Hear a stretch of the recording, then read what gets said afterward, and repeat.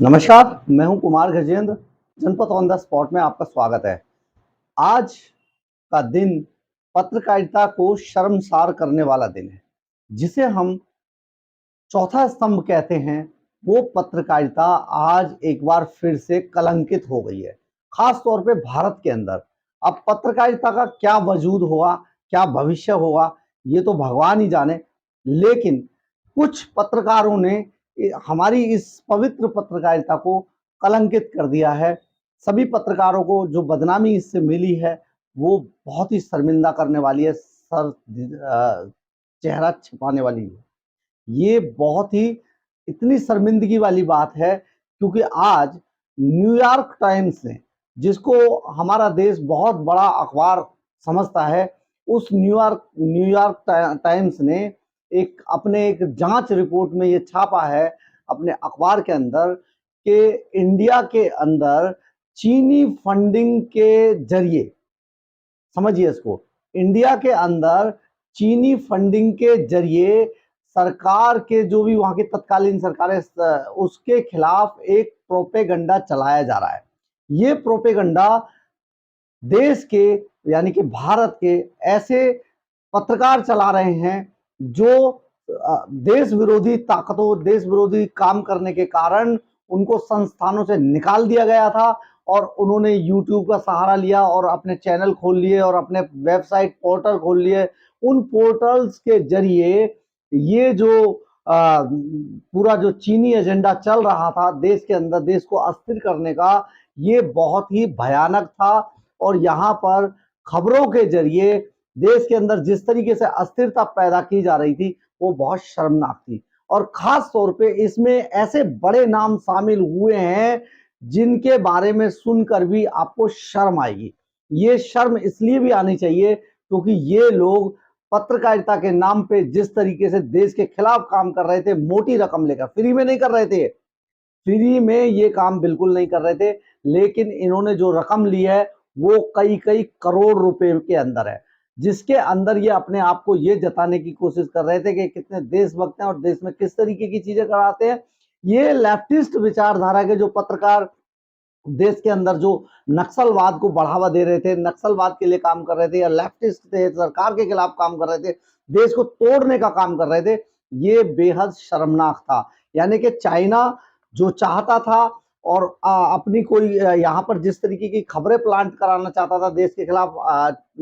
Agenda चलाता था, उसको ये पत्रकार बड़ा चढ़ाकर देश के अंदर प्रायोजित तरीके से प्रिंट करते थे या चलाते थे उन खबरों को। और यही खबरें बाद में चाइना के अखबारों में भी या चाइना मीडिया के विभिन्न प्लेटफॉर्मों पर भी बहुत ही बड़ा चढ़ाकर देश की छवि खराब करने के लिए प्रस्तुत की जाती थी। इसके लिए करोड़ों रुपए का जो फंडिंग थी वो चाइना के थ्रू हो रही थी। इसमें एक नेविल राय सिंघम नाम के जो आदमी है, जो एक चाइना और इंडिया के अंदर एक कड़ी का काम कर रहा था, वो करोड़ों रुपए लेकर यहाँ पर एक न्यूज क्लिक नाम की एक जो पोर्टल है, उसको बहुत मोटी फंडिंग कर रहा था। इसमें इस फंडिंग के कारण इस यहाँ पर करोड़ों रुपए भेजे जा रहे थे। ये करोड़ों रुपए एनजीओ को भी, कई एनजीओ के भी नाम आए हैं, कई एनजीओ को भी भेजे जा रहे थे जो देश को अस्थिर करने के काम करती थी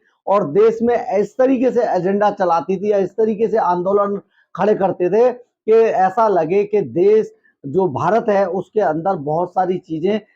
खराब हैं, गलत चल रही हैं और उसकी छवि पूरी दुनिया के अंदर बिगाड़ी जाए, क्योंकि हम आज देश में नंबर 1 की पोजीशन में खड़े हैं। भारत की जो इज्जत, जो शोहरत भारत की आज पूरी दुनिया के अंदर है, वो चाइना से देखी नहीं जा रही। लेकिन चाइना हमारे ही देश के कुछ गद्दारों के कंधे पर रखकर जिस तरीके से बंदूक चला रहा था, और हमारे देश के गद्दार और कोई नहीं, हमारे यहाँ के बड़े कई प्रतिष्ठित पत्रकार थे।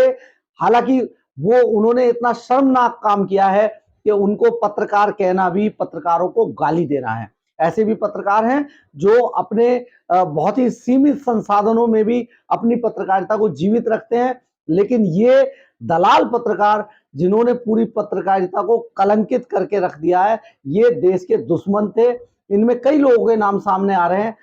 बहुत सारे चीजें इसमें है। गौतम नवलखा एक बड़े सुनने में आ रहा है, प्रवीरपुर कायस्थ हैं, रवीश कुमार, अजीत अंजुम, अभिसार शर्मा, इनके नाम प्रमुखता से लिए जा रहे हैं। ये हम नहीं ले रहे, हमारे सोर्सेज और जिस तरीके से इनका नाम उभर के सामने आया है, ये देश के अंदर अपने अपने पोर्टल्स, अपने अपने प्लेटफॉर्म के जरिए देश के खिलाफ एजेंडा चला रहे थे, और इसके एवज में इन्हें चाइना से करोड़ों रुपए की फंडिंग की गई थी। जी हाँ, करोड़ों रुपए की फंडिंग की गई थी, जो फंडिंग न्यूज क्लिक के डायरेक्टर और चीन के बीच में जो कड़ी का काम कर रहे थे, वो नेविल राय सिंघम का नाम का एक जो दलाल या कह लें या वो एक विदेशी बिजनेसमैन कहा जाता है, लेकिन यहाँ पर वो एक दलाल का काम कर रहा था। उस फंडिंग के जरिए देश के अंदर बहुत ही खतरनाक एजेंडा चलाया जा रहा था सरकारों के खिलाफ, और देश की छवि को धूमिल किया जा रहा था। अब सुनने में तो ये भी आता है कि भाजपा ने टुकड़े टुकड़े गैंग के जरिए जिस तरीके से यहाँ पर उस पर आरोप लगाया, टुकड़े टुकड़े गैंग पर, तो जो दिल्ली के अंदर शाहीन बाग हुआ,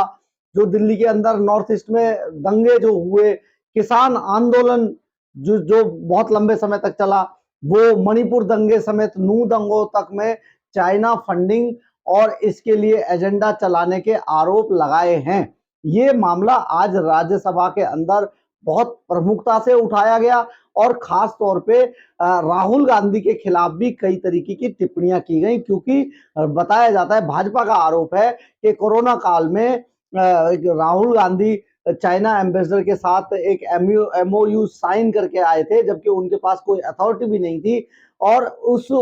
एमओयू साइन करने के को लेकर जिस तरीके से विवाद उठा था देश के अंदर, वो भी बेहद शर्मनाक था, और राहुल गांधी इसमें पूरी तरीके से फंस गए थे एक समय पे। उसने भाजपा ने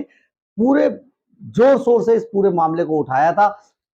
और हम आपको ये भी बता देना चाहते हैं कि जो चाइना की तरफ से करीब इन दलाल पत्रकारों कहें या दलालों के लिए जो फंडिंग की गई थी, वो करीब 38 करोड़ रुपए की फंडिंग है, जिसमें के बहुत सारे लोगों को अलग अलग पैसा मिला। नेविल राय सिंघम ने जिस तरीके से जो पैसा बांटा था, उसमें justice and education fund INC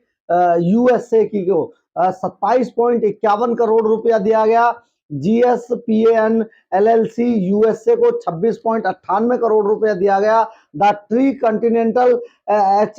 limited INC को 49.31 करोड़ रुपया दिया गया, और कैंट्रो पॉपुलर डेमिकेज ब्राजील को 2.3 करोड़ रुपया फंडिंग की गई, यानी कि कुल 38 करोड़ रुपए की लगभग फंडिंग की गई देश के अंदर एजेंडा चलाने के लिए चाइना की तरफ से। और ये चाइना से जो पैसा आ रहा था, वो जो अपने आप को बड़े एस्टैब्लिश पत्रकार बताते हैं, ये इनके पास भी आ रहा था। ये एस्टैब्लिश्ड पत्रकार जो अपने आप को कहते थे एक तरीके के दलाल हैं, जो चाइना के लिए दलाली कर रहे थे, और खासतौर पे लेफ्टिस्ट विचारधारा के लोग भी हैं, जो अपने देश को किसी भी वक्त बेच के खा जाए या तोड़ दें, या कोई भी इसमें देश के अंदर किसी भी तरीके का एजेंडा चलाना शुरू कर देते हैं। तो ये जो पूरा मामला जिस तरीके से चल रहा था, ये सारा बहुत ही गंभीर था, और देश के अंदर देश को अस्थिर करने के लिए, देश की छवि को विदेशों में धूमिल करने के लिए, और देश के अंदर हो रही चीजों को पहले यहाँ पर उनको उकसा के, लोगों को पैसा देके पहले उकसाया जाता था, फिर उन्हीं की तस्वीरों को, उन्हीं चीजों को जो है प्रमोट किया जाता था, और प्रमोट करने के बाद वही चीजें जो है चीनी मीडिया में भी छपती थी, और उन्हें विदेशों में भी छपाया या प्रस्तुत किया जाता था, जिससे कि हमारे देश की छवि बहुत ज्यादा खराब होती थी। ये पूरा जो मामला, ये जो पूरा प्रोपेगेंडा चलाया जा रहा था, खास तौर पे चाइना की तरफ से फंडिंग के जरिए चलवाया जा रहा था, और हमारे पत्रकार जो देश के गद्दार हैं, वो ये सारा काम, इस सारे काम को अंजाम दे रहे थे। ये बहुत ही शर्मनाक था, बहुत ही, अभी तक बहुत सारी चीजें सामने आई, पत्रकार बिल्कुल कई बार ऐसी चीजें सामने आई जो शर्मसार कर देने वाली थी, लेकिन इस तरीके से कोई देश के खिलाफ पत्रकारिता में गद्दारी करेगा, ये पहला मामला है अपने आप में। और यहाँ पर बहुत ही दुखद है कि पत्रकार इस तरीके के कुकृत्य करते हुए पकड़े गए हैं और ऑन रिकॉर्ड सामने आए हैं। आगे जांच में क्या सामने आएगा ये तो भविष्य के गर्त में है, लेकिन अभी तक जितना भी मामला उभरा है या जिस तरीके से उछाला गया है, ये बहुत ही शर्मनाक है। अगर आपको मेरी खबर अच्छी लगी हो तो इसको लाइक, शेयर और सब्सक्राइब जरूर करें। मुझे इससे ऊर्जा मिलती है। जय हिंद, जय भारत।